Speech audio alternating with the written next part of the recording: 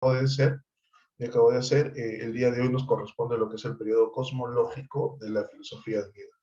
Si nosotros recordamos las tres primeras clases, las tres primeras clases nos han ido orientando, ¿ok? El origen de la filosofía, la actitud filosófica, las disciplinas filosóficas, ¿ok? Eso nos ha ido orientando a tener un panorama más amplio de lo que es la filosofía, ¿no?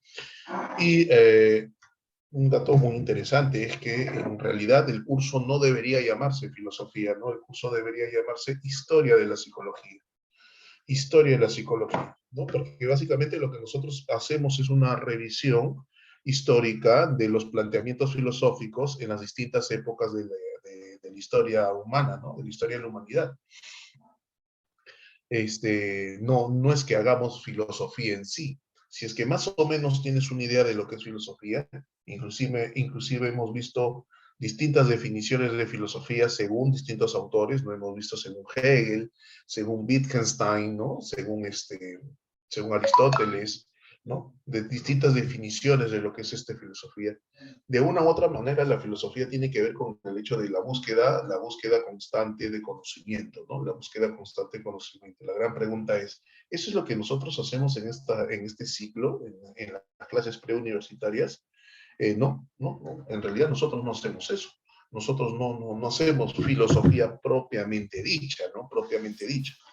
Lo que nosotros pretendemos hacer es tener un conjunto de conocimientos que me sirvan de base, ¿ok? Un conjunto de conocimientos acerca de la historia y la filosofía, acerca de lo que plantean los distintos filósofos durante la historia de la humanidad, para tener una base adecuada para poder afrontar y responder las preguntas que plantea el examen de admisión básicamente de la Universidad Nacional Mayor de San Marcos, ¿no?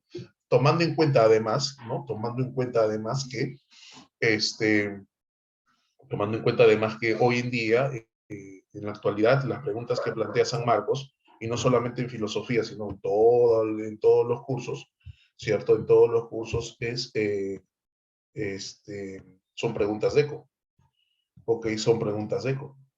Entonces eso implica de que yo me plantee, o sea, entender y comprender que las famosas preguntas de eco de desarrollo cognitivo, ¿no? De desarrollo cognitivo, estas preguntas implican análisis, ¿por qué no? Ok, un adecuado análisis, una adecuada síntesis, es decir, el estudiante debe saber analizar, sintetizar. ¿Qué es el análisis? ¿Qué son las síntesis? Son operaciones racionales que durante toda la vida escolar, ¿no? Toda la vida escolar, primaria, secundaria, hemos debido desarrollar. Hemos debido desarrollar, ¿no? He dicho hemos, debido, tiempo pasado, porque se supone, pues, que algunos de ustedes ya pasaron por el colegio, y en el colegio es donde se debió desarrollar. Ahora, voy a analizar en base a qué. En este caso específico, vas a analizar en base a la historia y la filosofía, así como las preguntas de historia del Perú o historia universal están orientadas en base a los conocimientos de historia del Perú, de historia universal, de geografía, de cívica. Entonces te ponen preguntas para analizar, pero repito, para analizar yo necesito tener mi base teórica, ¿ok? Necesito saber, entender y comprender acerca de qué me está preguntando la pregunta, ¿no? ¿A qué se refiere la pregunta?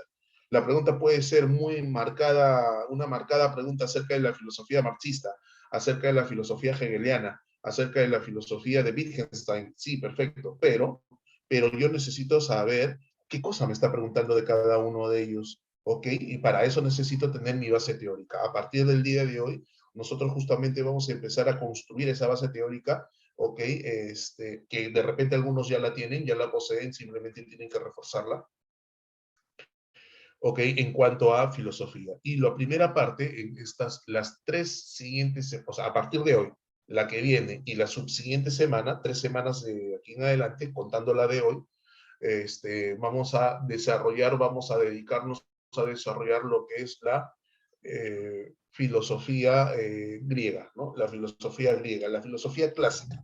La filosofía clásica. Recordemos, por favor, recordemos, por favor, que de manera tradicional, de manera clásica, sabemos tú y yo que la filosofía nace en Mileto, ¿cierto? Nace en Mileto y en su debido momento, en su debido momento se analizó, porque eso tranquilamente puede ser producto de examen de admisión, ¿no?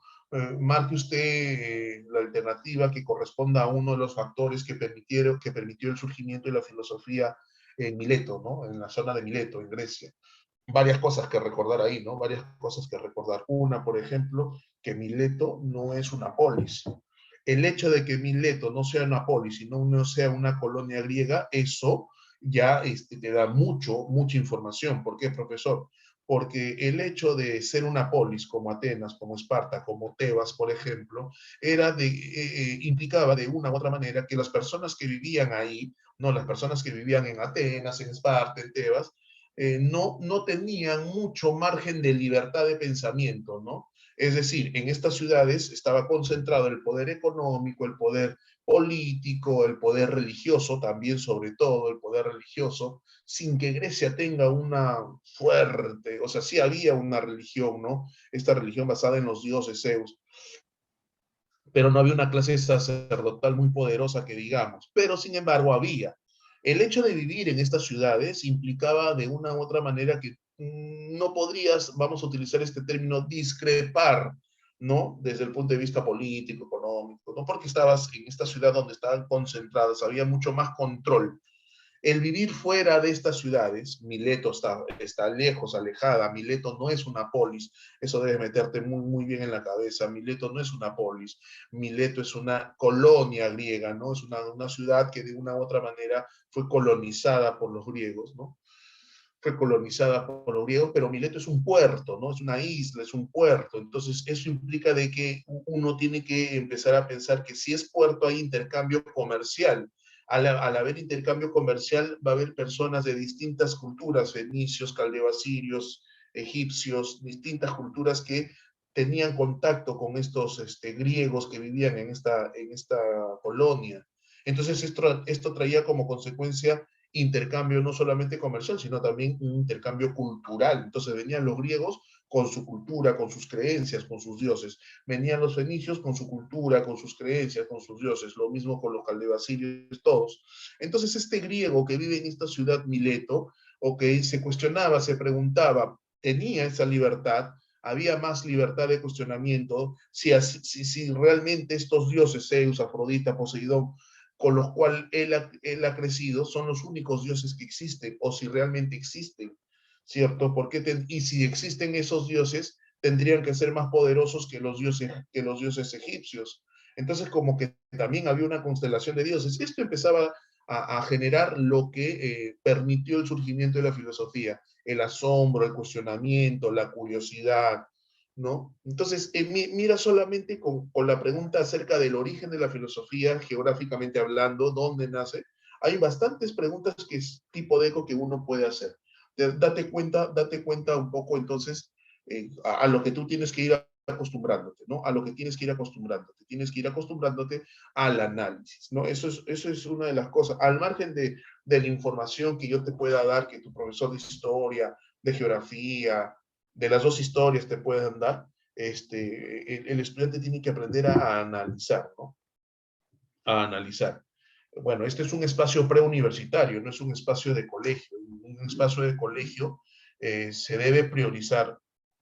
Por ejemplo, en el caso del nivel preuniversitario en el cual tú y yo estamos, se prioriza muchas veces el contenido. No tenemos mucho espacio, mucho espacio para desarrollar el análisis. ¿Por qué lo dice el profesor? Porque en el colegio, sinceramente, los docentes no deben priorizar necesariamente el contenido, sino el proceso, cómo procesa el estudiante. Yo te puedo decir, el primer filósofo es tal, el otro filósofo es tal, este filósofo se dijo tal cosa.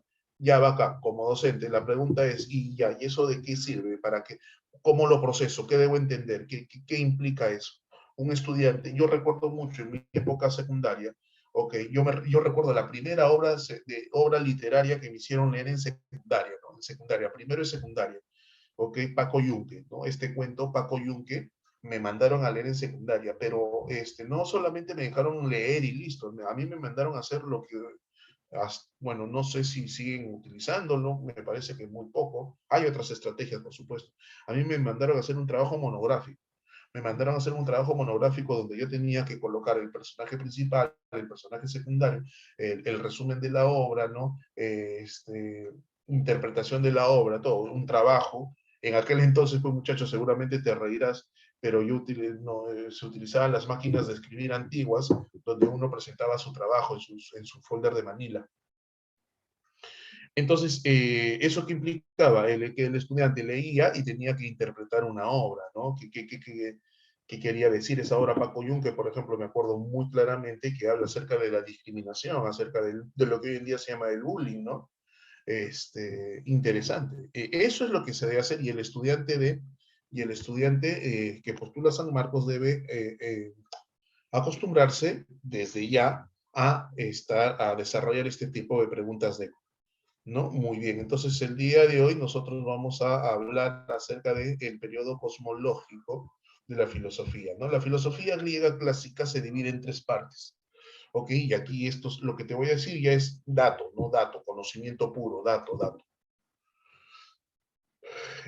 La filosofía griega clásica se divide en tres periodos, ¿no? El periodo cosmológico, al cual también se le llama presocrático, ¿no? Apuntas si gustas. Al periodo cosmológico también se le llama el periodo presocrático, cosmológico presocrático. Luego viene el periodo socrático, o también llamado antropológico. Y finalmente viene el periodo posocrático, o también periodo sistemático, ¿no? Cada periodo de la filosofía griega tiene características distintas. La mañana de hoy, okay, esta mañana nosotros nos vamos a concentrar okay, en el periodo cosmológico, el denominado periodo presocrático. Sencillo, ¿no? Sencillo. Antes. ¿Antes de qué? De Sócrates. O sea, se toma como referencia a Sócrates, es una figura muy relevante en la filosofía griega. Entonces se toma como referencia a Sócrates. A estos filósofos se les denominan los primeros filósofos de la historia. Estos filósofos presocráticos también se les llama los físicos, ¿no? Los físicos. Ahí lo estoy escribiendo para todos. Los físicos. ¿Ok? ¿Por qué? Porque su principal preocupación gira en torno a la Piscis.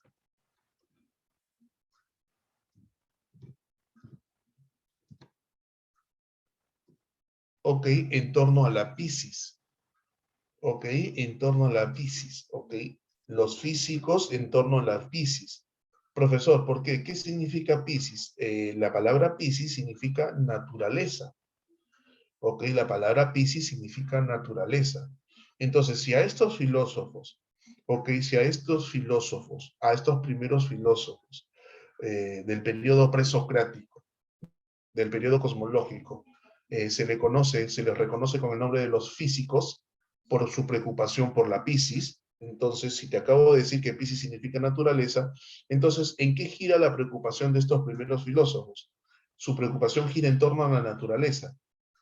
Pero, ¿qué les preocupa de la naturaleza? ¿Qué les llama la atención de la naturaleza? ¿Ok? Eso es lo que nosotros vamos a desarrollar en estos momentos. Vamos a recordar ahorita un esquema que ya lo hemos visto anteriormente, ¿ok? Simplemente vamos a recordarlo y nos va a dar pie para seguir desarrollando el tema de hoy.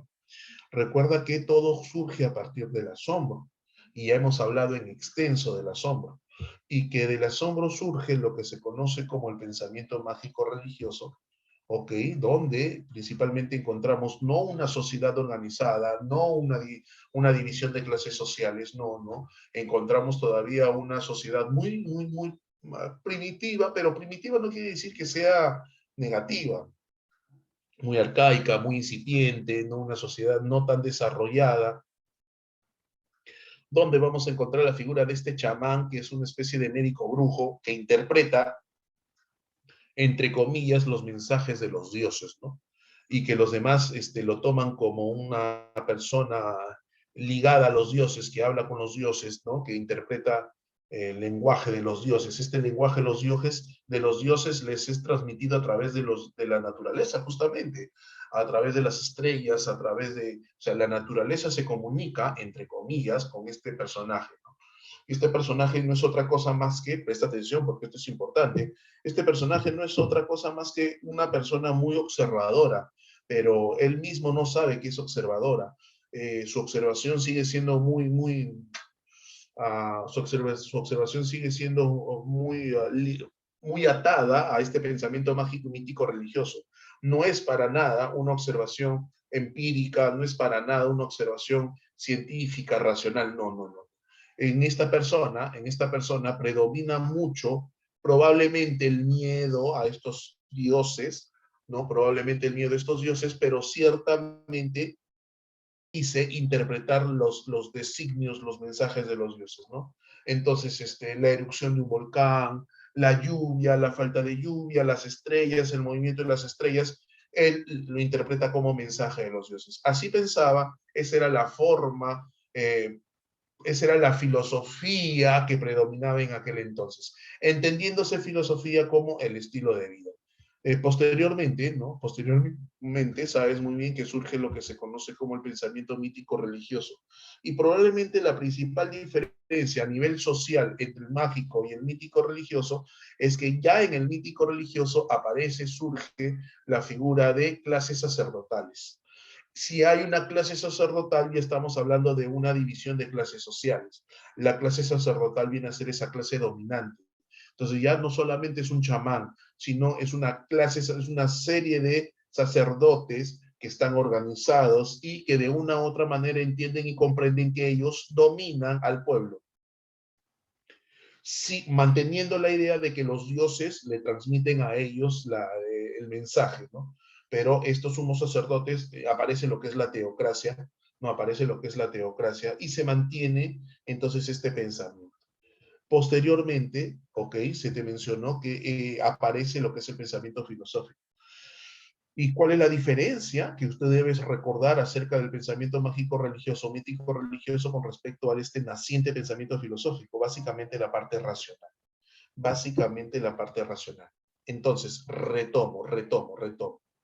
Estos chamanes, que luego se convierten en una clase sacerdotal, interpretan las estrellas, interpretan la luna, el sol, es decir, que la naturaleza les manda mensajes, ¿cierto? Les manda mensajes que los dioses, o sea, los dioses a través de la naturaleza, les manda mensajes, estos chamanes, y ellos son los únicos capaces de entender, comprender los mensajes de los dioses, ¿no? Hay un sinfín de ejemplos y hay un sinfín de repente de referencias cinéfilas donde puedo yo encontrar esto que te estoy explicando. ¿A qué me refiero? Por ejemplo, ¿no? En la película 300, ¿no? Que es basada en un cómic, ciertamente, pero también está basado en hechos reales, como el tema del paso de las Termópilas, donde encontramos a Leónidas, ¿cierto? Leónidas, que pertenece a Esparta, no a Atenas. Leónidas, por ejemplo, antes de ir a defender a Esparta, ¿no? De los persas, ¿no? Defender de la invasión persa, va al oráculo, ¿no? Y si alguien ha visto la película 300, cuando Leónidas va al oráculo, pues el oráculo no es otra cosa más que encuentras ahí unos sacerdotes, pero los sacerdotes tienen a una mujer, en esa época se tenía la idea de que tenía que ser virgen y todo esto, y básicamente la drogaban, y esta mujer interpretaba, ¿no? Lo que decían, no sé, las plantas, decían los dioses. Y ahí le recomiendan a Leónidas que no vaya y todo esto, ¿no? Pero Leónidas no hace caso, qué sé yo. Bueno, ya. Entonces ahí tú tienes un ejemplo de lo que es el pensamiento mágico, mítico, religioso. Y esta naciente filosofía, si bien es cierto, se empieza a desligar, ¿ok? No vamos a encontrar una separación total, radical, ¿no? Cuando digo que se empieza a separar, no hay una separación total, pero sí se empieza a desmarcar, a alejar, a distanciar de estas ideas, pero no del todo. ¿Por qué, profesor? Porque ahí entra a tallar el tema de la naturaleza nuevamente. En la naciente filosofía, y ya cuando hablo de la naciente filosofía me refiero básicamente a estos primeros filósofos, la preocupación, al igual que en el pensamiento mágico, mítico, religioso, de una u otra manera está orientado hacia la naturaleza. Pero ¿qué les preocupa a los primeros filósofos? A los primeros filósofos, ¿qué les preocupa de la naturaleza? Ellos entienden y comprenden, es su manera de ver las cosas, ellos entienden y comprenden que en la naturaleza se encuentra el origen de todo cuanto existe. Esa parte es vital, esa parte necesito que me digas, profe, no lo entiendo, profe, sí lo entiendo. Me vas escribiendo mientras yo voy explicando, ¿ok?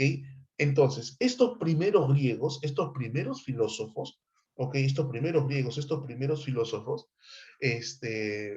vamos a decirlo de esta manera, toman como herencia la naturaleza, la preocupación por la naturaleza del pensamiento mágico y mítico religioso anterior. ¿Por qué? Porque estos sumos sacerdotes, estos chamanes, interpretaban la naturaleza, pero su interpretación era muy ligada a lo religioso, a lo teológico, a los dioses que existían en aquel entonces. En este caso no. En este caso, estos primeros filósofos siguen preocupados o les llama mucho la atención la naturaleza, pero ahora la diferencia es que ellos entienden y comprenden, ok, ellos van a entender y van a comprender que la naturaleza es la que da origen a todo cuanto existe.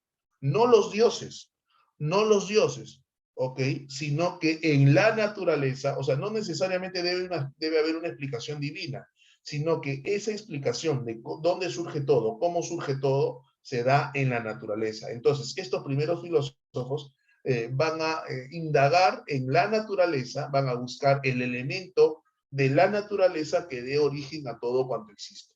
Motivo por el cual se les llama los físicos, ¿ok? Los naturalistas, por la preocupación de estos primeros filósofos de encontrar en la naturaleza el elemento primigenio, el elemento primero, la sustancia primera que dé origen a todo cuanto existe. Pregunta, ¿hasta acá me has entendido?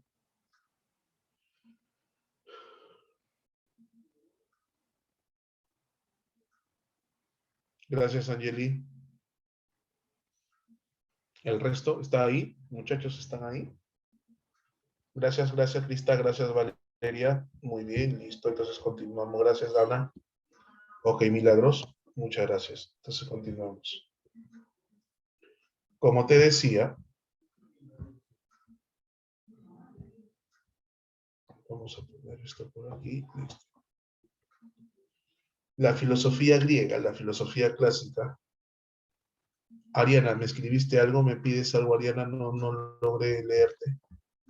Ariana. Ah, ¿qué parte no entendiste, Ariana? ¿Qué parte no entendiste? ¿Qué parte no entendiste, Ariana? A ver, voy a tratar de repetir o sintetizar lo que me estás pidiendo. Ariana, la principal la parte final, Ariana, implica que estos primeros filósofos que son denominados los físicos, los naturalistas, al igual que durante el pensamiento mágico y mítico religioso, si podemos encontrar algo en común entre ambos, es el hecho de la preocupación por la naturaleza. La diferencia, Arianita, la diferencia es que estos sumos sacerdotes del periodo mágico y mítico religioso consideran que en la naturaleza, a través de la naturaleza, los dioses se comunican con ellos. Entonces, las estrellas, una estrella fugaz, implica un mensaje de los dioses. O sea, no es un fenómeno de la naturaleza. Porque, por ejemplo, ¿no? Por ejemplo, Ariana, y la pregunta es para todos. La pregunta es para todos. En determinados momentos del mes, en determinados momentos del mes, ok, tú sabes que la luna se pone lo que nosotros llamamos luna llena, ¿cierto? En determinados momentos del mes está la media luna. En determinados momentos del mes encontramos el cuarto de luna o el cuarto menguante que se le llama, ¿no? Sí sabes de lo que te estoy hablando, ¿no? Sí sabes de lo que te estoy hablando. Escriben, ya, listo. Ok, muy bien. La pregunta es, ¿por qué ocurre eso? Le estoy preguntando a ti, no le estoy preguntando a los filósofos anteriores. Le estoy preguntando a mi alumno. ¿Por qué ocurre eso? ¿Por qué hay momentos en que vemos a la luna llena? ¿Por qué hay momentos en que vemos a la media luna? ¿Por qué hay momentos en que vemos a la luna en cuarto menguante? ¿Por qué ocurre eso?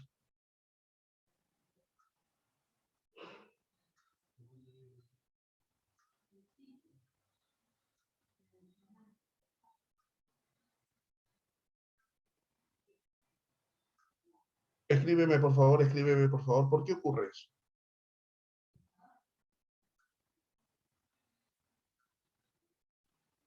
Cualquier persona, levante el micrófono o escriba, por favor. No han escuchado muy bien la pregunta. ¿Por qué ocurre eso? O sea, ¿qué explicación le damos? A ver, ocurre por el movimiento de la Tierra y la iluminación. Excelente respuesta, Yadira. Excelente respuesta. Ahora, la pregunta es, y si gustas, Yadira, sigue respondiendo. ¿Eso es lógico? ¿Eso es racional? ¿Eso tiene sentido? Eso está demostrado, comprobado? ¿Sí o no, Irene? Claro, por supuesto que sí. Por supuesto que sí. Claro. Por supuesto. O sea, el que veamos ese fenómeno de la luna tiene una lógica, tiene un sentido, tiene una explicación lógica y racional. Claro, ¿por qué? Porque Ariana, porque en la naturaleza las cosas tienen sentido lógico. O sea, el que salga a la luna no es porque se le antojó a un dios que salga a la luna, pero en aquel entonces pensaban de esa manera, ¿ok? En aquel entonces pensaban de esa manera. Cuando yo digo en aquel entonces me refiero al periodo mágico y mítico religioso, ¿cierto? Entonces la luna está llena, uy, los dioses nos están mandando un mensaje. Vamos a preguntarle al sumo sacerdote cuál es el mensaje que nos está dando el Dios. Ahora, ¿te imaginas un eclipse? Y tú sabes muy bien que un eclipse no se da así nomás. ¿Hay una explicación lógica para el eclipse? Claro que sí, ¿no? Y vamos a suponer que sea un eclipse total donde se oscureza, ¿no? Durante la noche la luna nos alumbra, ¿no? Pero que se oscurezca totalmente todo por un eclipse, en aquel momento, pucha, ¿qué mensaje nos estarán dando los dioses? La gente se asustaba. Iban donde los sumos sacerdotes a tratar de pedir explicaciones y los sumos sacerdotes, entre comillas, interpretaban lo que los dioses querían. Eso era lo que ocurría en el pensamiento, eso es lo que ocurría, el pensamiento que predominaba en este periodo denominado mágico religioso y mítico religioso. Cuando surgen estos primeros filósofos, ellos viven los mismos fenómenos, ellos ven ese eclipse, ellos ven esas estrellas fugaces. Pero ahí la pregunta es, oye, no creo que sea motivo de los dioses, o sea, no creo que los dioses nos estén mandando un mensaje, no, no, no, esto tiene que tener un sentido lógico. Y ellos trataron de encontrar o de buscar ese sentido lógico, pero se concentraron principalmente, lo que principalmente les llama la atención a ellos, no es necesariamente encontrar explicación lógica a esos fenómenos naturales, no, no, no. Lo que principalmente les llamó la atención a estos primeros filósofos es encontrar en esta naturaleza y tratar de encontrar una explicación lógica de cómo surge todo. O sea, a eso ellos los llaman, a eso ellos lo llaman, lo escribo, arge o arche. A eso lo llaman ellos arche o arge. Entonces, ellos quieren encontrar Arianita, claro, Ariana es la que me preguntó, me consultó, me pidió que le volviera a explicar. Ariana, ellos son los que no quieren encontrar la explicación a los fenómenos naturales, no, lo que ellos quieren encontrar es el origen en la naturaleza, en un elemento de la naturaleza, el origen de todo cuanto existe. Eso es lo que les llama la atención. Entonces, ahí están los tres periodos de los cuales te mencionaba.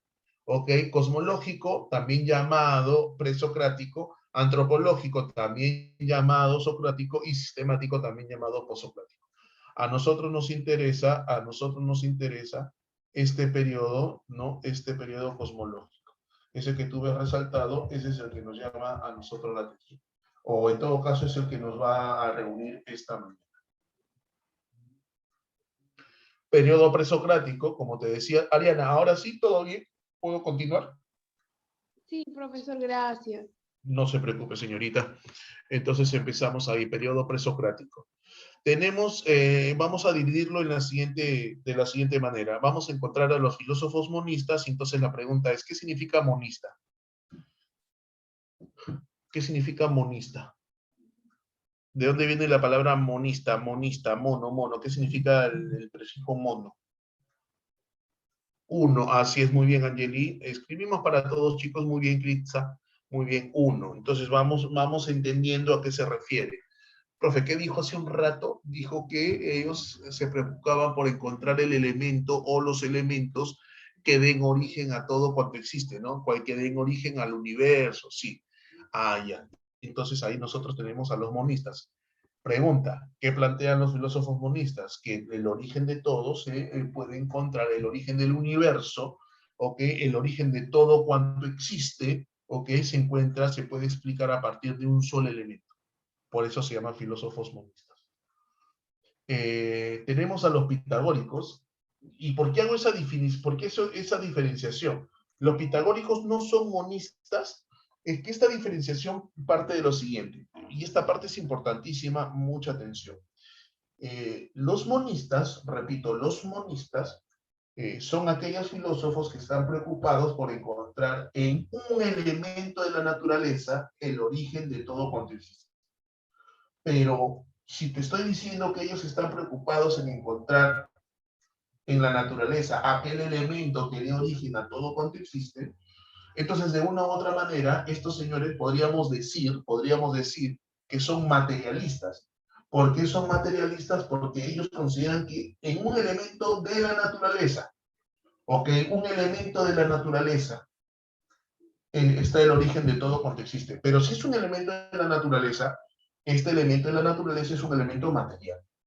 La diferencia con los pitagóricos es que los pitagóricos también quieren encontrar el origen de todo cuanto existe. Pero la diferencia con los monistas, sí, Yadira, también. O sea, pero no tan espiritual como lo religioso que tú y yo podemos entender. Dentro de un rato lo vamos a explicar. Dentro de un rato lo... Y justamente lo que tú mencionas, Yadira, ese tema espiritual está mucho más relacionado con los pitagóricos. ¿Por qué, profesor? Porque los pitagóricos también quieren explicar, ¿ok? También quieren explicar el origen de todo cuanto existe, pero la diferencia con los monistas es que para los pitagóricos el origen de todo cuanto existe se encuentra en un elemento que podríamos inicialmente decirlo, podríamos mencionarlo, podríamos darle el título o el concepto de abstracto. La diferencia con los monistas son materialistas, porque ellos consideran que en un elemento material se da origen a todo cuanto existe. En cambio, los pitagóricos consideran de que todo cuanto existe, tanto lo material como lo espiritual, Yadira, tanto lo material como lo espiritual, se encuentra a partir de un elemento que no es material. Abstracto podríamos llamarlo. Abstracto o empezar a hablar de esencias, ¿no? ¿Por qué no? Y luego tenemos a los filósofos pluralistas, ¿y por qué los pluralistas, profesor? Su nombre lo dice, varios. Entonces, los pluralistas también son materialistas como los monistas. Los pluralistas también son materialistas como los monistas, pero ¿cuál es la diferencia? La diferencia es que es obvia la diferencia, ¿no? En que para los pluralistas el origen de todo no está en un elemento de la naturaleza, sino en varios elementos de la naturaleza. Dentro de los monistas nosotros encontramos a los filósofos de la escuela de Mileto, a los de la escuela de Efeso y a la escuela de Elea. Ok, y a los de la escuela de Elea. Correcto. Dentro de los pluralistas nosotros encontramos a la escuela atomista, encontramos a Anaxágoras y encontramos a Empédocles. Ok, Anaxágoras, Empédocles y los filósofos de la escuela de atomista. Dentro de la escuela de atomista encuentro a Demócrito y Leucipo, por ejemplo, ¿no? A Demócrito y a Leucipo. Ellos son los filósofos que plantean de que el origen se encuentra en varios elementos de la naturaleza. Por eso el nombre es pluralista. Pregunta, ¿se entendió más o menos? Eso es a grandes rasgos, porque esta mañana tenemos que abordar a todos esos filósofos.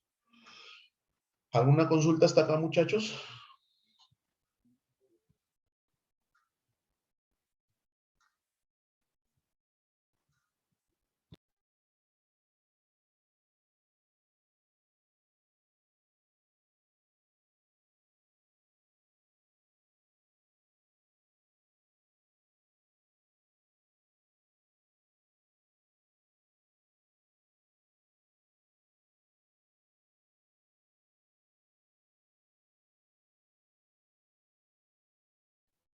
Ok, listo, muchachos. Entonces seguimos avanzando.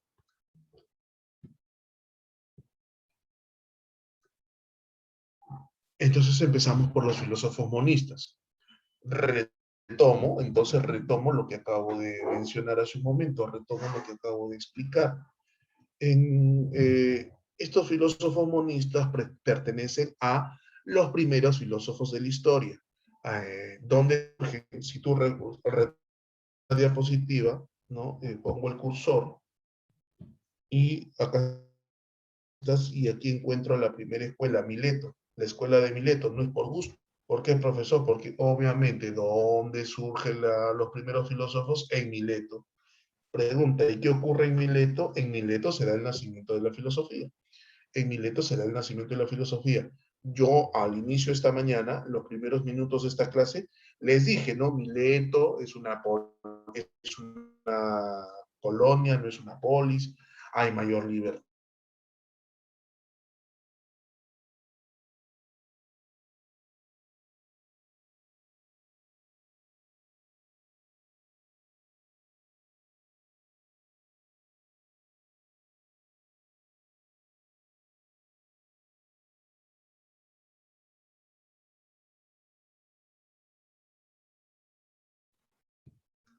Un problema de conexión, muchachos. Ya estoy aquí de nuevo con ustedes. Y estoy aquí con ustedes.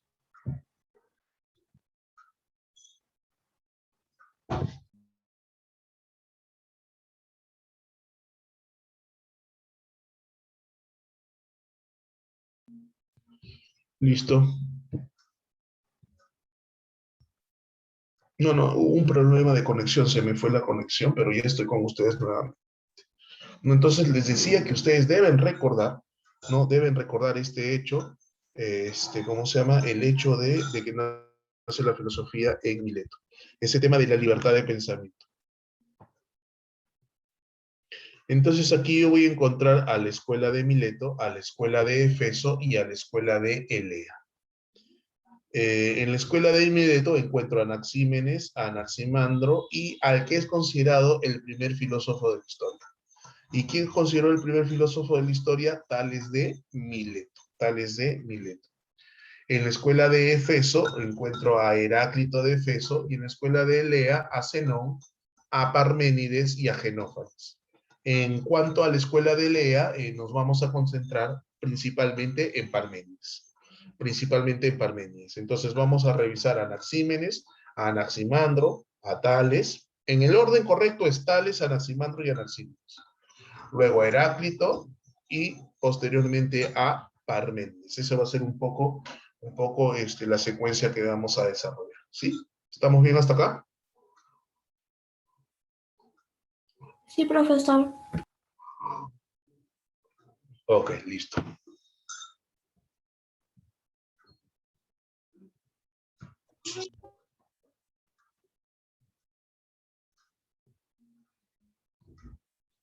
Característica entonces de este primer periodo de la filosofía griega, ¿no? Periodo cosmológico, en general, tanto de los monistas, de los pluralistas, como de los pitagóricos.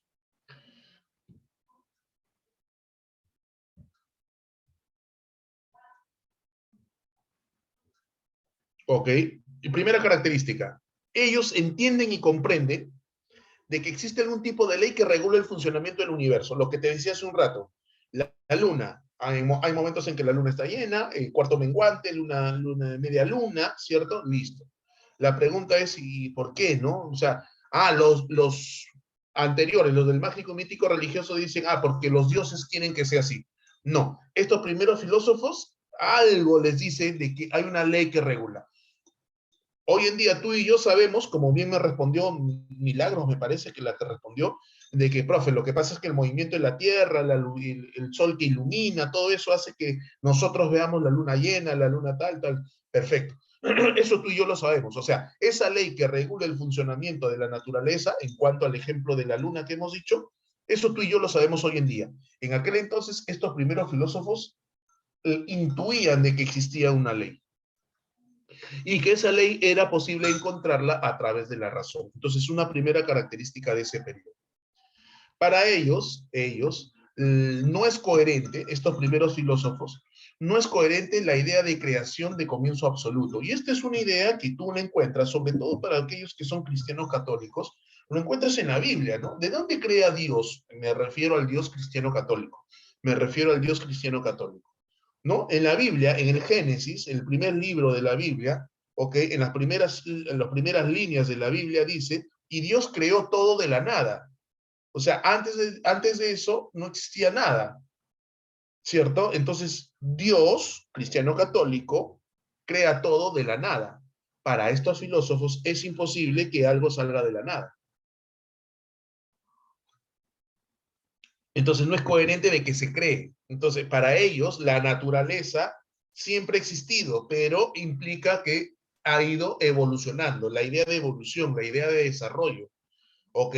La idea de que las cosas han ido cambiando, pero cambiaron a partir de un elemento primigenio. ¿Me estás entendiendo esa idea? Para ellos, los primeros filósofos no entienden, o sea, para ellos no es concebible, no pueden concebir la idea de que algo salga de la nada. Es imposible que algo salga de... No es racional, no es lógico, ¿ok?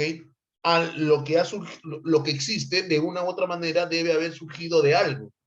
Entonces, eso lo que los motiva a ellos a buscar ese algo que da origen a todo.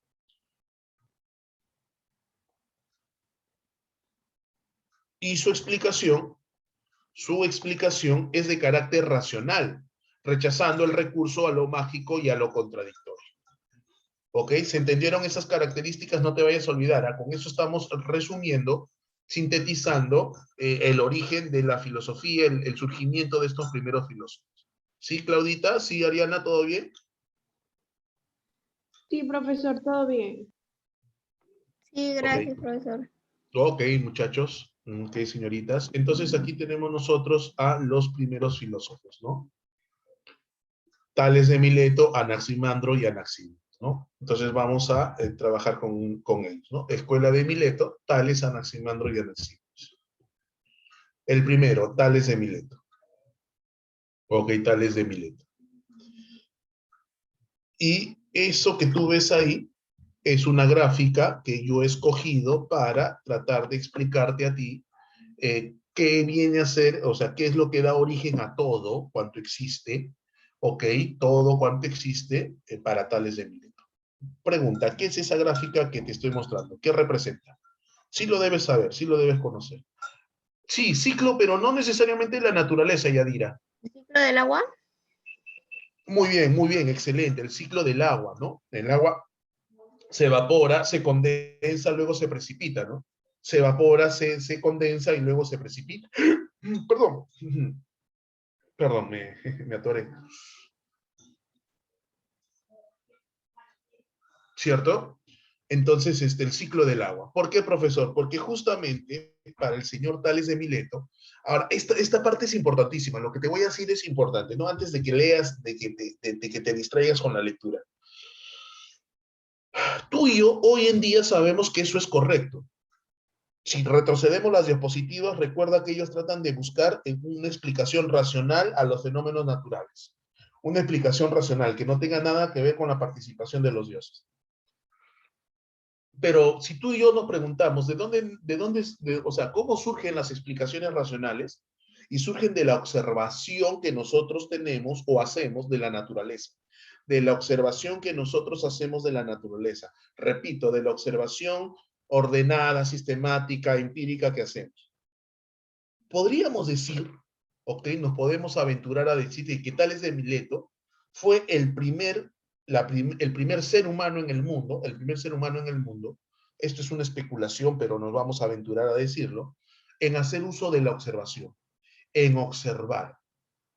Ahora, la pregunta es, ¿su observación es científica, totalmente empírica? No, pero sí es una observación que se aleja de lo mágico y lo mítico religioso, porque efectivamente él observa. ¿Y qué observa este ciclo del agua?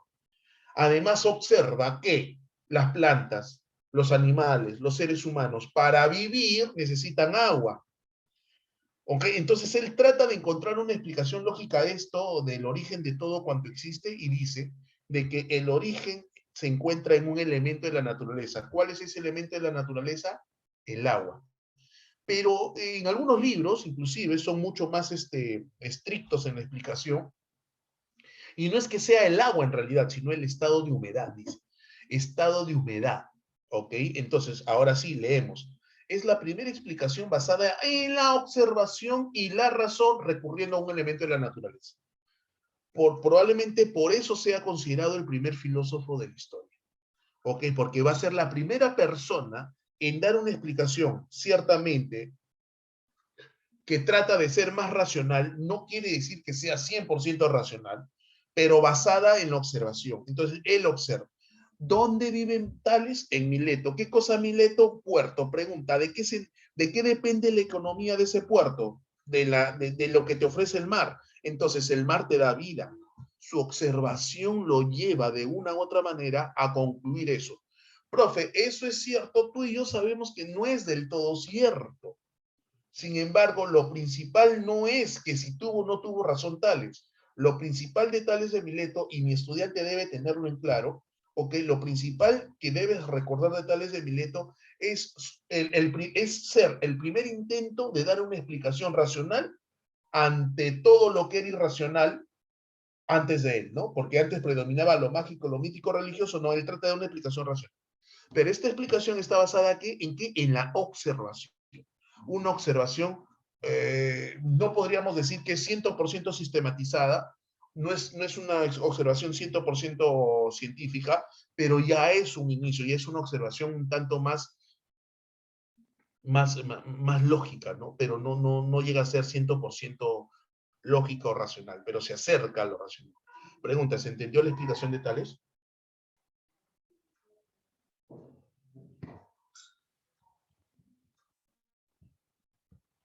Con Tales vas a encontrar también este concepto, no lo he puesto en la diapositiva.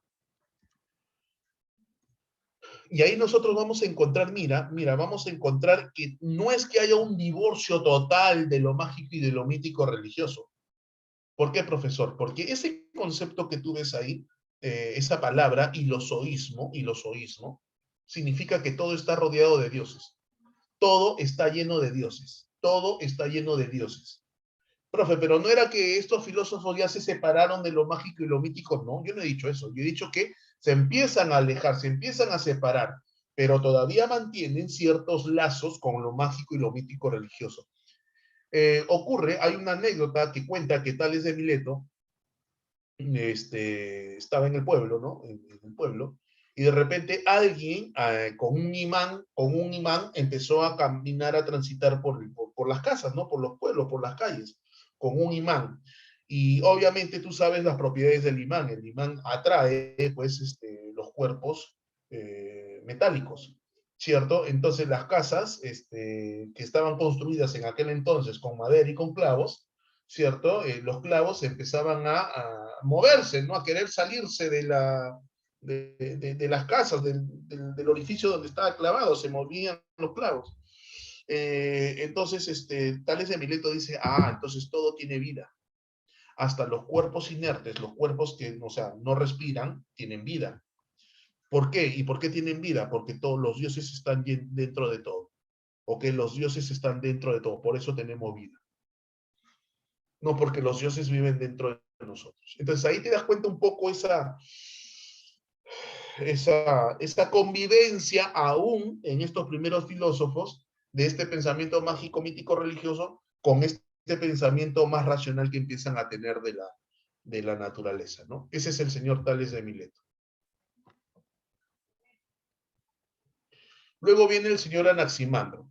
Anaximandro, de Mileto también, discípulo de Tales.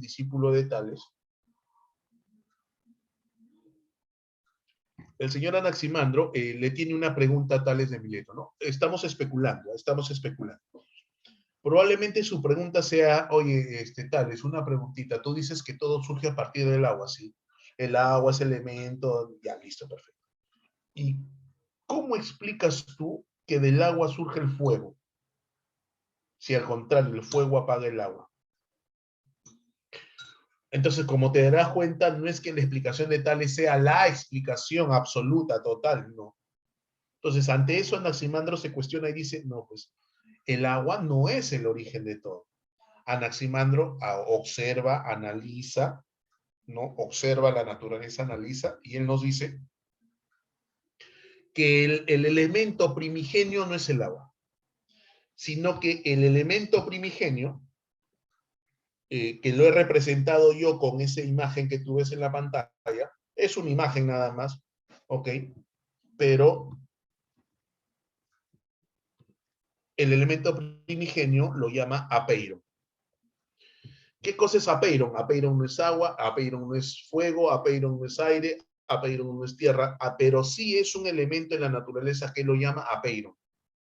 Y este objeto, este elemento en la naturaleza que es apeiron, es un objeto indefinido, no sabemos qué forma tiene, es un elemento indeterminado, no sabemos realmente qué es,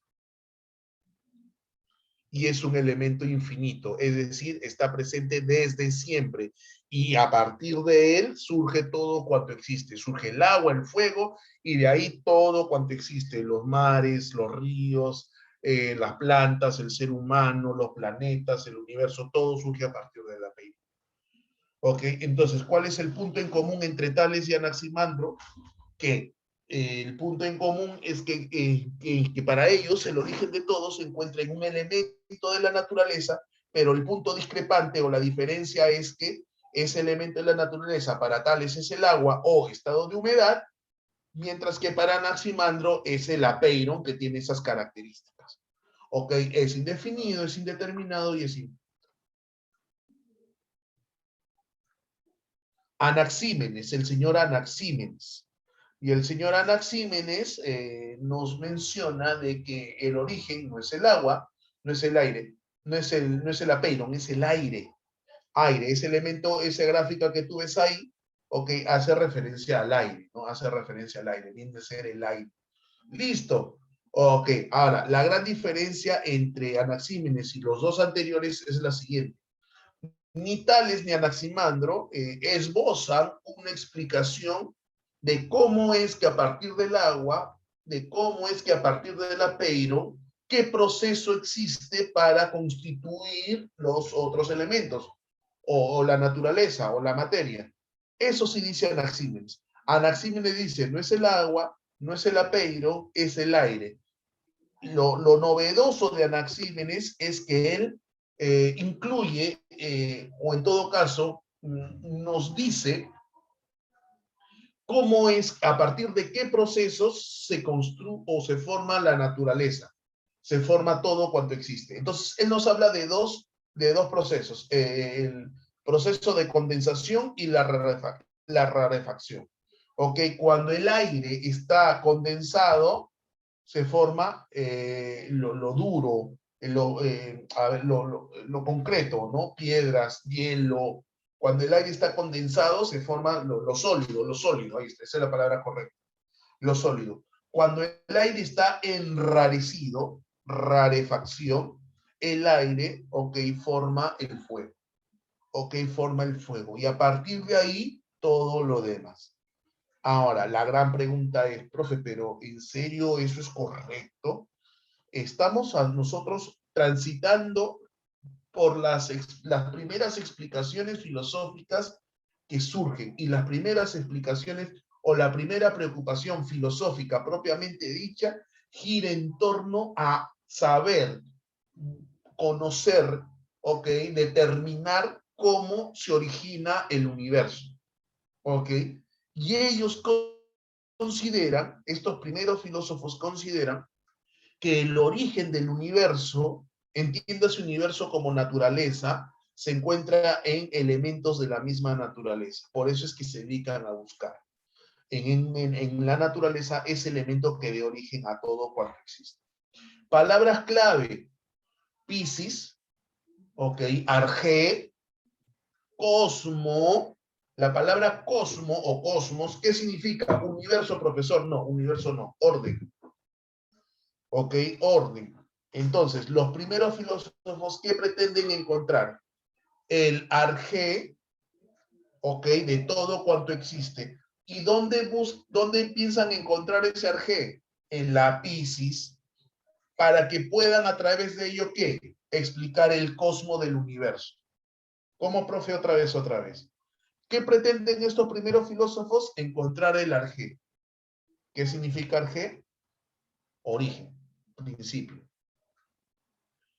El origen del universo, ¿cierto? El origen del universo. ¿Dónde pretenden encontrar este arjé? En la Piscis. Pregunta, ¿qué significa Piscis? Naturaleza. Ok, naturaleza. ¿Y por qué quieren hacer eso? Porque quieren entender qué cosa, el cosmos del universo. Pregunta, ¿qué significa eso? Quieren entender el orden, cómo está ordenado. Y ese orden debe tener un orden lógico, racional. Pregunta, ¿sus explicaciones terminan siendo 100% lógicas y racionales? No, pero se acercan a lo racional y se alejan de lo mágico y mítico religioso. Pregunta, ¿estamos claros hasta acá?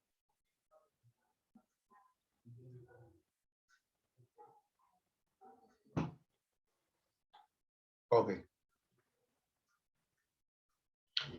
Pasamos a Heráclito, la escuela de Efeso. Ok, es Heráclito de Efeso. Y nuestro amigo Heráclito plantea la siguiente teoría, ¿no? Heráclito plantea la siguiente teoría.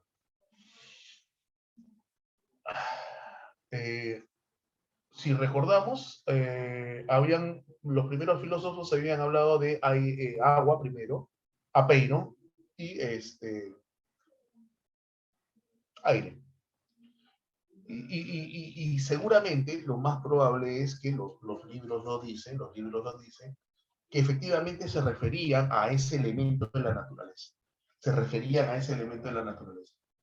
Ese señor Heráclito también menciona un elemento de la naturaleza, pero no debemos, en el caso de Heráclito, no debemos ser tan literales, porque probablemente no se refiere necesariamente a ese elemento propiamente dicho, sino que recurre, seguramente haciendo uso de una figura literaria, una especie de metáfora, ¿no? Una especie de metáfora, recurre a este elemento para explicarlo todo. A ver, profesor, ¿a qué se refiere? Mira esa flecha, ¿no? Y mira esa otra flecha. Pregunta, ¿qué pasa con esas dos flechas? ¿Qué crees que están haciendo esas dos flechas? ¿Se contradicen? Excelente respuesta. Son contrarias, son opuestas, ¿no? Y si siguen avanzando es como que van a colisionar, ¿cierto? Es como que van a colisionar, ¿no? Son opuestas, son contrarias, ¿cierto? Entonces ahí tenemos la flecha celeste y la flecha roja, ¿cierto? Profesor, van a colisionar. De esa colisión, de ese enfrentamiento, de esa oposición, de esas posturas contrarias, aparece el fuego. Aparece el fuego. Heráclito dice que el origen de todo es el fuego, pero como bien te dije yo hace un momento, ok, no necesariamente se refiere al fuego como elemento propiamente dicho. No, no. Entonces, metafóricamente hablando, ¿el fuego qué representa? El fuego es el resultado de ese enfrentamiento de opuestos, de esa lucha de contrarios. Entonces, el fuego representa lo nuevo. El fuego representa esa nueva postura que nace de la lucha de opuestos. Entonces, Heráclito entiende y comprende que la naturaleza es el resultado, ¿no?, de esta lucha de fuerzas contrarias, fuerzas opuestas, ¿no? Surge algo nuevo. Ahora, más adelante nosotros vamos a ver a filósofos como Hegel, como Marx, y sobre todo en Hegel, y en Marx también, ¿por qué no? Que van a que toman como referencia la postura de Heráclito. Eso que tú ves en pantalla tiene nombre. ¿Cómo se llama? Se llama dialéctica, ¿no? Lo voy a escribir en el chat. Se llama dialéctica. ¿Ok? Se llama dialéctica. Entonces, la dialéctica, a grosso modo, significa lucha de contrarios, lucha de opuestos, pero que a partir de esta lucha de contrarios, de esta lucha de opuestos, surge algo nuevo. Heráclito, eso nuevo lo ve representado en la figura del fuego. Por lo tanto, no seamos, en el caso de Heráclito, no seamos tan literales al decir, fuego, es el fuego que tú y yo conocemos, con el cual me quemo. No, fuego. Pero hay algo más interesante, entonces, que para que surja todo es necesario el enfrentamiento, la lucha, la guerra, ¿no? La guerra, la revolución. ¿Por qué no? O sea, si lo quiero llevar al pensamiento marxista, es necesario la lucha de opuestos, la lucha de contrarios para que surja algo nuevo, ¿no? Pensamiento marxista. Entonces va a haber cierta influencia ahí. Son interpretaciones, ¿no? Heráclito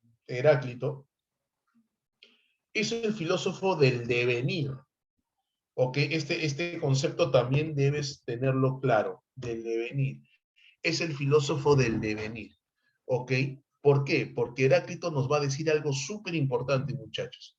¿Qué nos va a decir Heráclito, profesor? Heráclito nos va a decir que el universo no es estático, sino que el universo es cambiante, está constantemente cambiando. ¿Ok? Eso quiere decir que nada permanece quieto, correcto, que nada permanece quieto.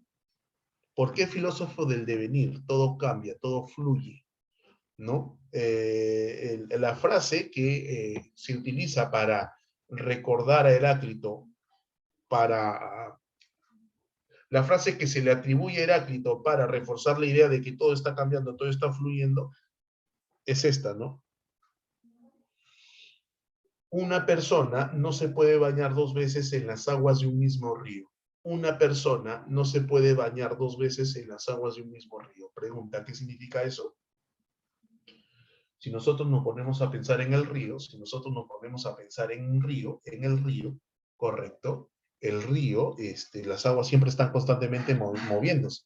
Si tú te metes a bañar a un río, sales a descansar un rato y te vuelves a meter al río, ciertamente el río sigue siendo el mismo, el río, pero lo que cambian son sus aguas.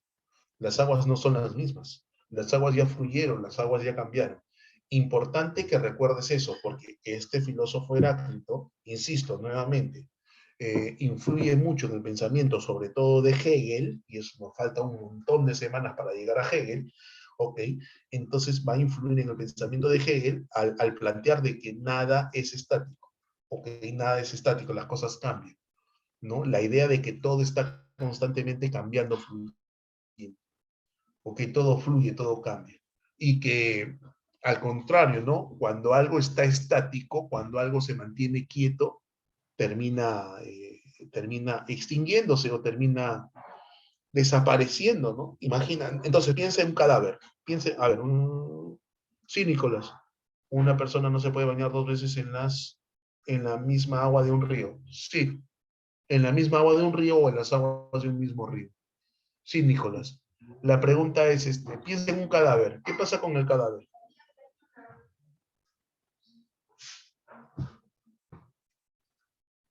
¿Qué pasa con el cadáver?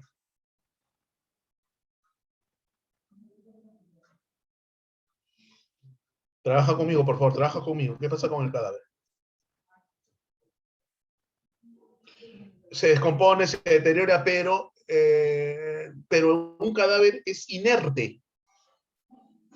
Un cadáver es inerte. ¿Qué significa inerte? No se mueve, no está ahí. Ahora, ese inerte se deteriora, se descompone. No, olvídate del cadáver y el agua. No. Isabel, un cadáver está, no, está inmóvil, quieto, no se mueve, es inerte. Pero al estar inerte se va descomponiendo. Entonces, entendamos que Heráclito dice que lo que es constante, lo que se mantiene siempre como es, va a terminar degenerándose, va a terminar, no va a ser, va a terminar siendo nada. En cambio, la vida, la naturaleza, cambia, ¿no? Todo cambia, ¿correcto? Entonces, eso es vida, la naturaleza es vida. Es más, si nos ponemos a pensar en un cadáver, el cadáver va a pasar a formar parte de la naturaleza y también cambió. En realidad nunca deja de existir el cambio, nunca deja de existir el cambio. Heráclito es conocido como el filósofo del devenir, todo cambia, todo fluye. Una idea revolucionaria, ¿por qué? Porque antes se pensaba de que todo ya está establecido, ¿no? Las cosas son como son, los dioses dicen que así son y punto, se acabó. No, Heráclito no piensa así. Heráclito dice, no, todo cambia, todo fluye, todo está en constante evolución. Todo está podríamos decir que Heráclito entonces también es un antecedente de la teoría evolucionista de Darwin, ¿no? Claro, ¿por qué? Porque todo está en constante evolución, todo está constantemente cambiando. Pregunta, ¿se me está entendiendo hasta acá?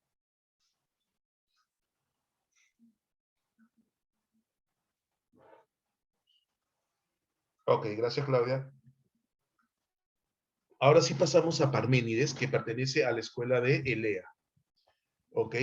A la escuela de Elea. A la escuela de Elea. Y acá hay un detalle importante. Un detalle importante. Hemos dicho que Tales, Anaximandro y Anaxímenes, ok, Tales, son los primeros filósofos de la historia, y te dije de que son considerados materialistas, porque ellos sí se refieren a un elemento de la naturaleza. Heráclito menciona fuego, pero te dije que no lo tomaras de manera literal, sino de una manera metafórica, ¿cierto? No necesariamente se refiere al fuego, pero se refiere al cambio. El fuego representa ese cambio. El fuego representa ese cambio. Con Parménides, muchachos, con Parménides, el asunto se complica un poquito más. ¿Por qué? Porque Parménides no nos va a referir, no nos menciona un elemento en sí, un elemento de la naturaleza, ¿no? Con Parménides, podríamos decir, muchachos, que con Parménides se da por primera vez lo que hoy en día se conoce como la metafísica. Metafísica. ¿Ok? Lo que se conoce como la metafísica. Física es lo material, meta más allá de lo físico. ¿Ok? Es decir, que la explicación que da Parménides es una explicación que no recurre a un elemento de la naturaleza, sino que recurre a la esencia misma de las cosas. Recurre a aquello, ¿ok? Recurre a aquello que no tiene naturaleza material, pero que da origen a lo material. Entiéndeme lo que te estoy diciendo, ¿eh? Parménides, para explicar el cosmos, el origen, todo cuanto existe, Parménides recurre a aquello que no es material, ¿ok? Que no tiene características, o sea, no tiene propiedades materiales, pero que sin embargo da origen a todo aquello que es material. A ver, profe. ¿A qué nos referimos? Parménides lo denomina el ser. También eso se conoce, aparte de metafísica, como la ontología. Ok, también se conoce como la ontología, el estudio del ser. Pregunta, ¿qué debo entender yo por ser? ¿Qué debo entender yo por ser? Esencia. Esencia, ¿no? La esencia. ¿Y qué es esencia? La esencia es lo que permite que las cosas sean lo que son. A ver, voy a tratar de poner un ejemplo así un poquito culinario. Cuando tu mamá quiere hacer una torta, ¿no? Un queque, ¿ok? ¿No has visto tú que cuando tu mamá prepara así sus tortas, sus queques, en su cocina no tiene un frasquito que dice esencia de vainilla y solamente le echa unas gotitas nada más para que le dé sabor? Esencia de vainilla debe tener tu mamá en su cocina. Ya, esa esencia es la que le da el sabor a ese quequito. ¿Ok? Esa esencia es la que le da sabor. Entonces, esencia es lo que permite que las cosas sean lo que son. Para Parménides, esa esencia la llama ser. Pero ese ser no tiene propiedades materiales, no tiene propiedades materiales. O sea, no se ve, no se toca. Sin embargo, permite que sean lo que son. Ahora, este ser, dice Parménides, no puede ser no ser. Parménides dice, el ser es y el no ser no es. El ser no puede ser no ser porque si el ser pasa a ser no ser, dejaría de ser ser. Y eso no puede ser. El ser, o sea, la esencia, el ser es algo. El ser lo es todo. ¿Ok? Y el no ser, su opuesto, su contrario, el no ser, es la nada. El ser, que lo es todo, no puede pasar a ser no ser, que es la nada, porque sería totalmente opuesto, contrario, y eso no puede ser. O sea, aquello que lo es todo no puede ser nada. Aquello que lo es todo no puede ser nada. Ok, entonces este ser tiene ciertas características. El ser es ingénito, no fue creado por nadie, el ser existe desde siempre, por siempre y para siempre. Es imperecedero, no tiene cuándo acabar. Indivisible, no se puede, o sea, el ser no puede ser dividido, la esencia no puede ser dividida. Es infinito y el ser es inmóvil. Y aquí, por favor, Mucha atención. Mucha atención. ¿Por qué, profe? Porque aquí vamos a encontrar uno de los primeros enfrentamientos filosóficos que hay en la historia. En este caso, entre Heráclito y Parménides. Parménides plantea la teoría de que el ser es lo que permite que todo sea lo que es. Este ser permanece tal como es. O sea, el ser no puede pasar a ser no ser, porque de hacer eso habría cambio, habría movimiento, y eso es imposible, porque el ser siempre es ser. De tal manera que las esencias nunca cambian. Lo otro puede cambiar. Parménides dice, yo veo efectivamente que el sol pasa del día a la noche. Pasamos de la época de sequía a la época de lluvia. Yo veo eso, dice Parménides. Pero eso no es la esencia. La esencia es lo que permite que el cambio se dé. Mientras que para Heráclito la esencia es el cambio, para Parménides la esencia es inmóvil. Mientras que para Heráclito el cambio es observable, ¿no? Es algo que se puede ver, ¿ok? Y si lo puedo ver, entonces es real. Para Parménides, el cambio es ilusorio. El cambio es aparente. Es una aparente explicación, pero en el fondo no es lo real. Lo real es la esencia, es el ser que permite que el cambio se dé, pero que la esencia nunca cambia. Pregunta, ¿me estoy dejando entender?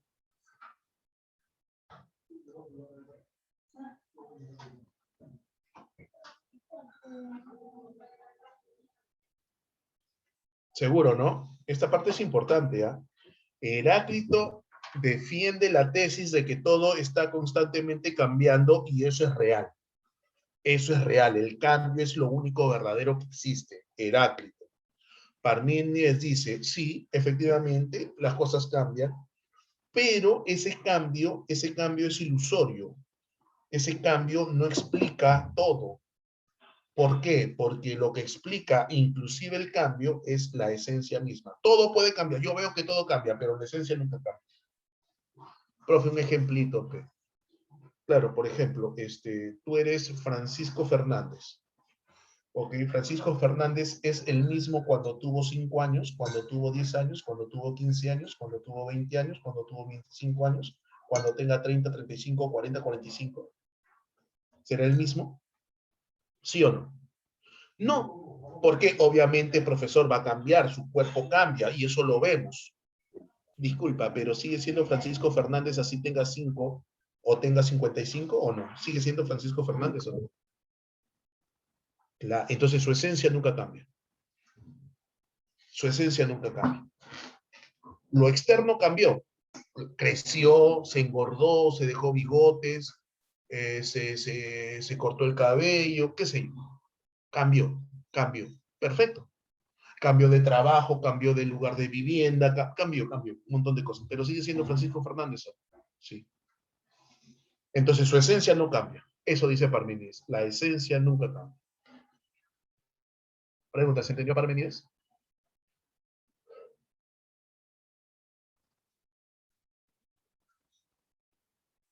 Pitágoras.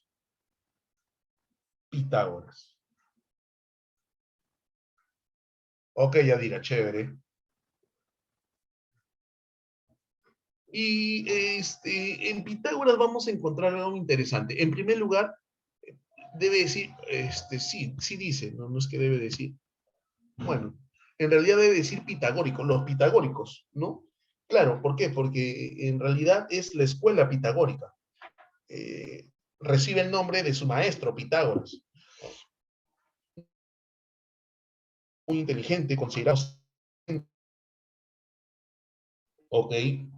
Y seguramente lo más inmediato de Pitágoras que nosotros recordamos es el famoso teorema, ¿no?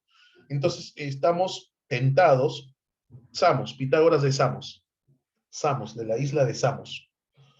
Estamos tentados a pensar, a ligar a Pitágoras a las matemáticas. Estamos tentados a eso. En parte tiene razón, pero déjame contarte lo siguiente. Los pitagóricos, que fundan la escuela y le ponen el nombre de esa escuela en honor a su maestro, la escuela pitagórica, o sea, la escuela de Pitágoras, en su momento fueron considerados por los griegos, fueron considerados una secta religiosa.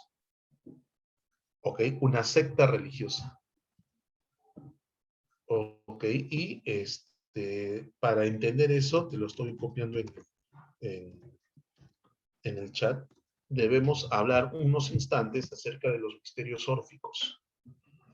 Cuando hablamos de los misterios órficos, nos referimos a Orfeo. ¿Ok? No a Morfeo. Morfeo no, sino a Orfeo. Oh, perdón. Listo.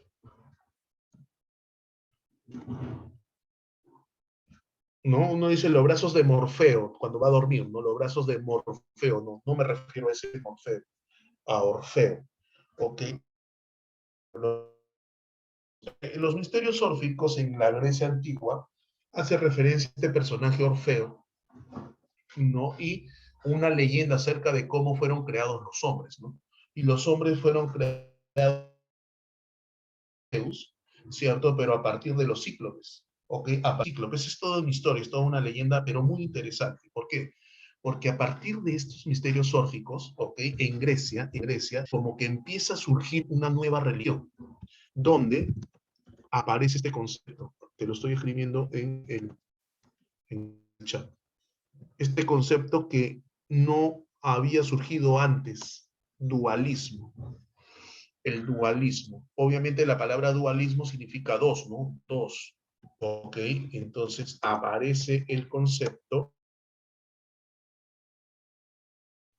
de que el ser humano está, no solamente el ser humano, sino todo, pero básicamente el ser humano está constituido por alma y cuerpo. Dualismo, alma y cuerpo. Alma y cuerpo. Pero no esta alma de la psique, que en psicología lo explicamos, ¿no? Psique, qué sé yo, no.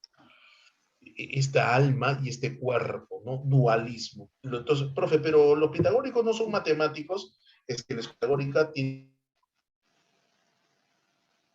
de secta religiosa. ¿Ok? Micrófonos, por favor. Espérame un ratito, voy a cancelar el micrófono.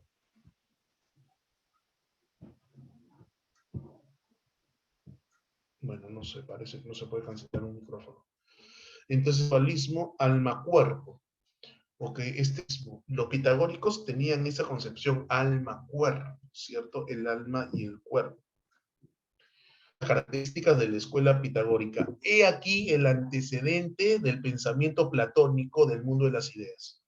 He aquí el antecedente del pensamiento platónico del mundo de las ideas, con las teorías pitagóricas.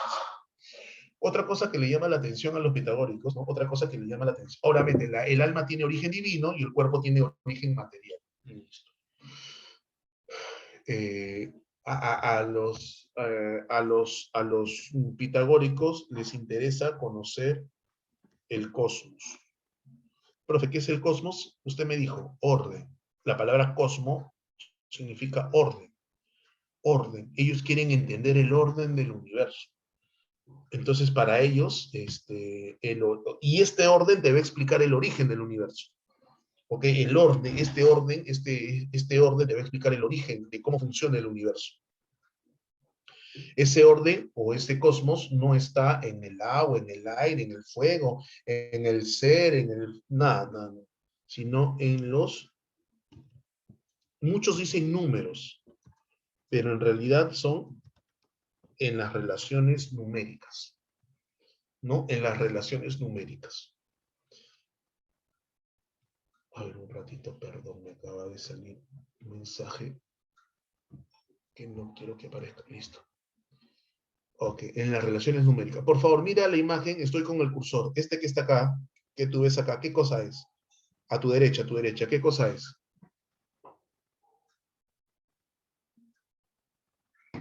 ¿Qué cosa es lo que está a tu derecha?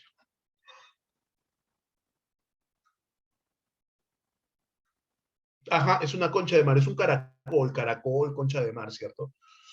Listo. Pero si tú ves a la izquierda, lo que se ha hecho es que esta concha de mar, este caracol, ¿cierto? Tiene una secuencialización numérica, tiene un orden. O sea, en la naturaleza hay orden. En la naturaleza hay orden. Y nosotros podemos encontrarle una progresión geométrica de esa concha. Tiene medición. Todo cuanto existe es posible de ser medido. ¿Ok? A los pitagóricos les llama mucho la atención estas palabras que te estoy escribiendo en el chat. Simetría, orden, armonía. Simetría, orden, armonía. Entonces, en el universo existe orden, existe simetría, existe armonía. Entonces, ellos consideran que esto, o sea, en la simetría, el orden, la armonía, belleza. La belleza para ellos es orden, la belleza para ellos es armonía, ¿ok?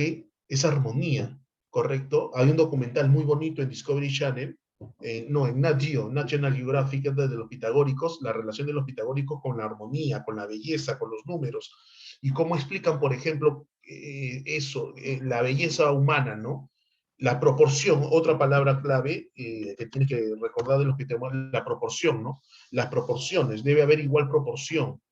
Ese orden, ese equilibrio para los pitagóricos es el origen de todo. Y todo eso radica ¿dónde? En las relaciones métricas. Relaciones métricas, en las relaciones métricas.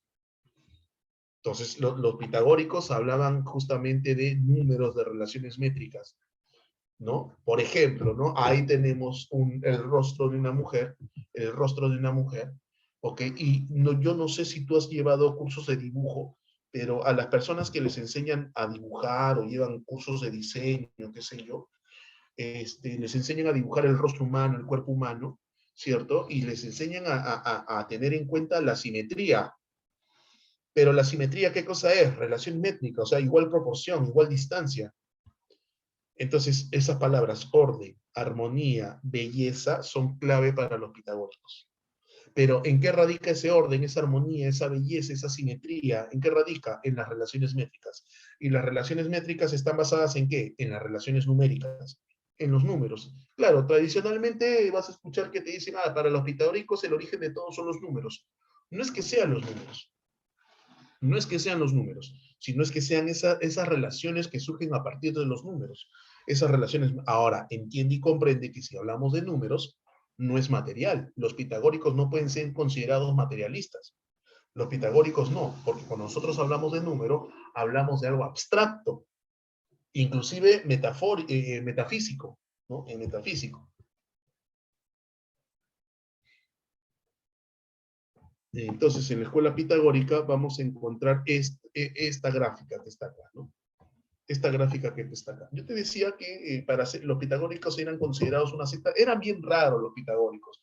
Los libros nos dicen que no comían carne, ¿cierto? Tenían una vida un poco rara, un poco extraña. Y dentro de, entre comillas, sus excentricidades, era que si tú querías pertenecer a la escuela pitagórica, tenías que dominar dos disciplinas matemáticas. ¿Ok? Aritmética y geometría, ¿no? En la escuela pitagórica, en el establecimiento pitagórico, había un letrero que dicen, ¿no? Los libros nos dicen que había un letrero que decía, si el que no sepa aritmética y geometría no puede ingresar a este lugar. O sea, condición necesaria para ser matemático, para ser pitagórico es ser matemático. ¿Ok? Tenías que saber geometría y aritmética. Entonces, esta figura que tú ves acá, ahí se sintetiza la geometría y la aritmética. Entonces, acá yo tengo 1, mira, 1, 2, 3, 4, que me están formando lo que se conoce, los pitagóricos lo llaman, la tetraquis. Tú sumas 1 más 2 más 3 más 4 me da 10. 10 es la tetraquis, es el número perfecto para los pitagóricos. ¿Cuál es la relación con la geometría y la aritmética? 1, geometría, esa es aritmética, pero el 1 es el punto. El 2 representa la línea. El 3 representa el plano y el 4 representa lo sólido. ¿Ok? Entonces, con eso explican el universo. Hay toda una explicación a partir de esto de cómo surge el universo. Ok, entonces los pitagóricos no son materialistas, su explicación es mucho más abstracta, su explicación es mucho más metafísica, pero está basada en estas palabras claves que te he colocado en el chat. Simetría, orden, proporción, equilibrio, belleza, armonía, relaciones métricas, relaciones numéricas. Eso es lo que tú tienes que recordar de los pitagóricos. Pregunta, ¿todo está bien hasta acá? ¿Me están escuchando? ¿Me están entendiendo?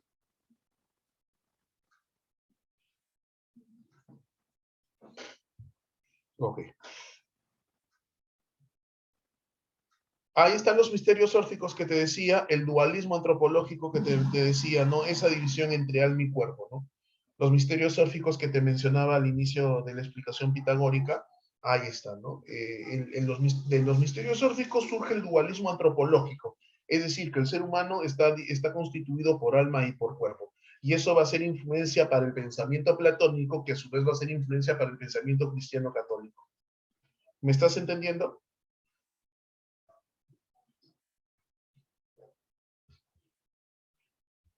Ahora sí pasamos a los pluralistas.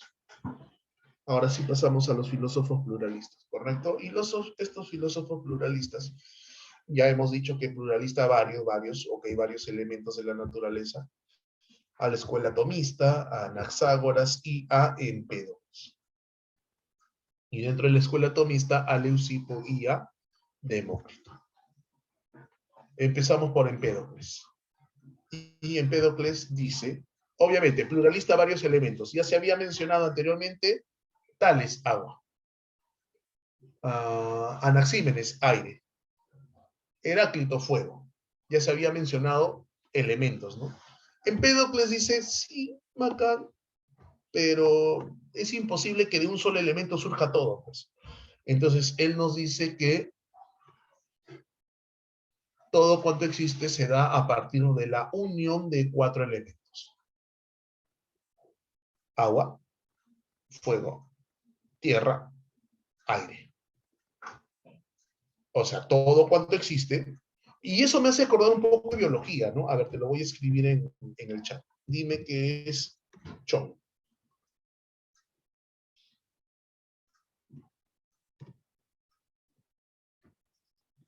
En biología, ¿qué cosa es chon?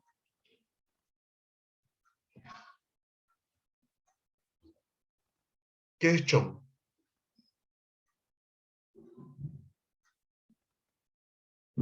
Carbono, hidrógeno, oxígeno y nitrógeno, y todo cuando, o sea, un animal tiene carbono, hidrógeno, nosotros tenemos carbono, hidrógeno, oxígeno y nitrógeno.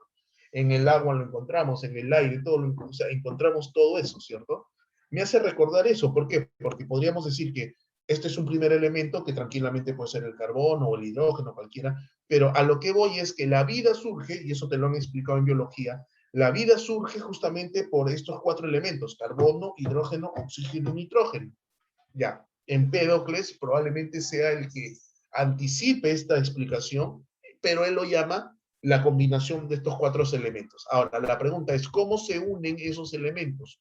¿Cómo se unen? Él dice que hay una fuerza que une estos elementos para que se junten y den la vida. ¿Cómo le llama? Esa fuerza se llama amor. Lo llama amor. Pero nada existe para siempre, ¿no? Nada existe para siempre. Hace un rato te pedí que pensaras en un cadáver, una persona que muere y se descompone, se va descomponiendo. Pregunta, ¿cómo explicamos eso? Ah, ya, se va descomponiendo, va desapareciendo, deja de ser. ¿Por qué? Perdón, ¿por qué? Porque los elementos se separan. Pregunta, ¿y quién permite que se separan? La fuerza opuesta al amor. ¿Cuál es? El odio. Cuando Empédocles habla de amor y odio, no se refiere a los sentimientos, no se refiere a los sentimientos, sino a fuerza. Ese es el nombre que le da a estas fuerzas que permiten que se dé la vida, se unen por amor, ¿cierto? Pero cuando termina la vida, o sea, cuando no hay vida, es porque se han separado. ¿Y por qué se separan? Por el odio.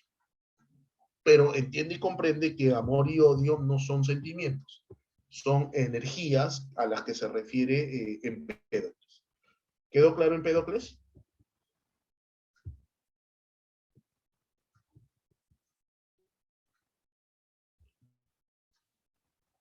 Anaxágoras.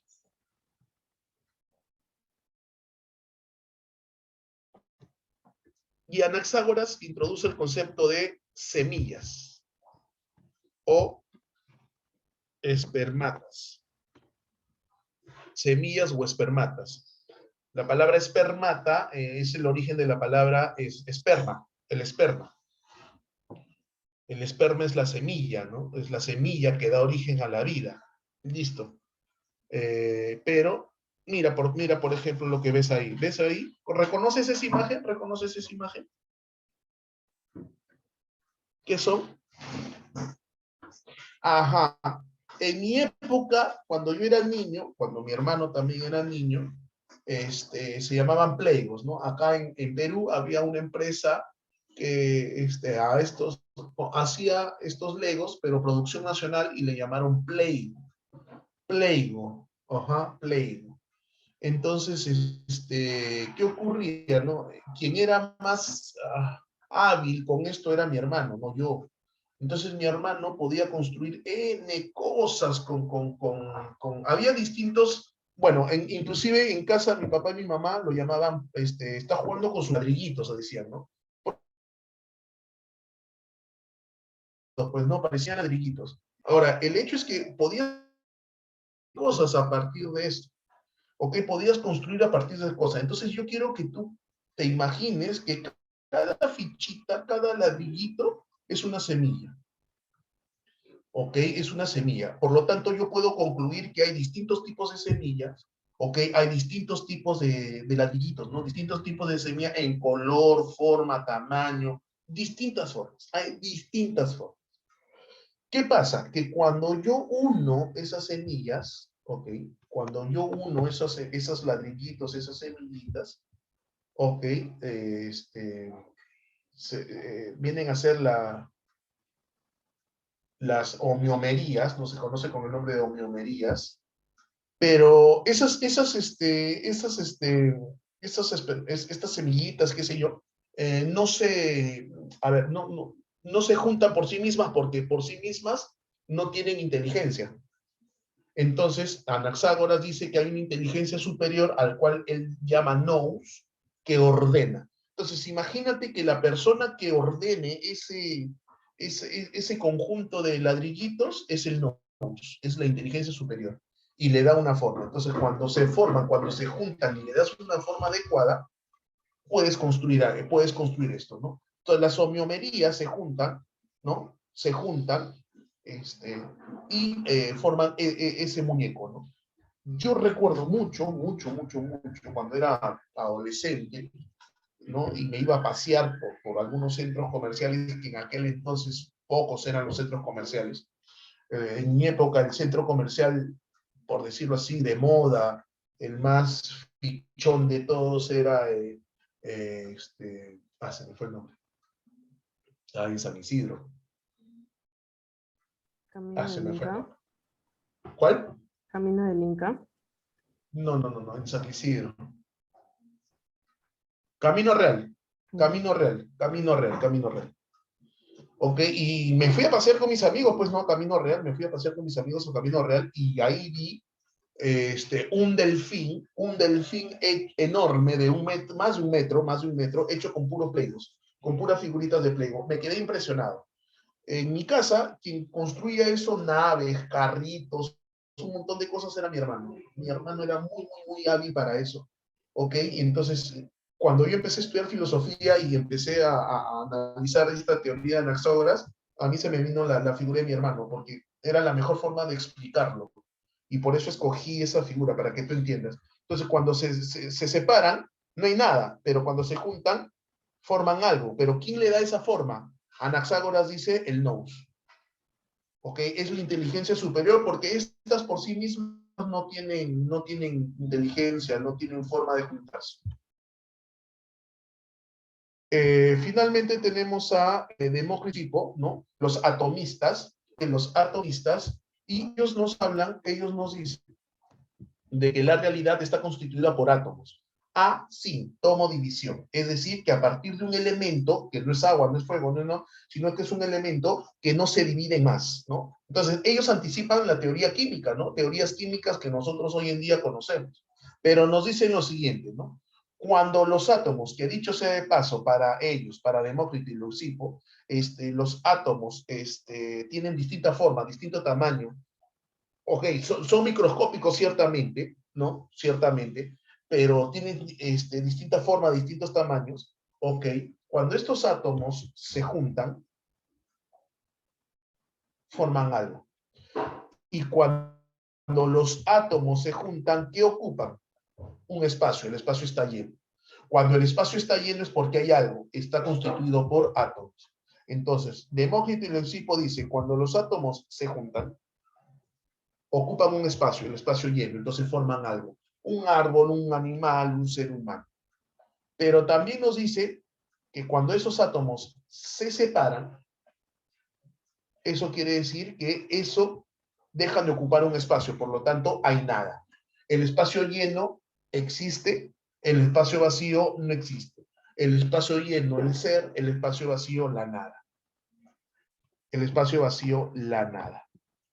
Y último dato de los atomistas de Demócrito es que ellos dicen que hay distintos tipos de átomos y que hay un átomo perfecto. Ese átomo perfecto tiene forma esférica y ese átomo perfecto forma al alma humana. ¿Ok? Forma al alma humana. Pregunta, ¿se entendió hasta acá?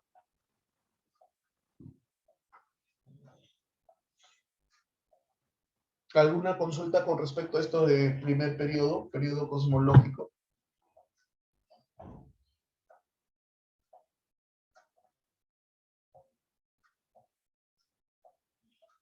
¿Todo bien entonces? Ok, señores, entonces unos minutos antes de empezar la otra clase para aprovechar para desayunar. Y nada, que les vaya bonito, nos encontramos mañana en psicología. Que tengan un bonito día.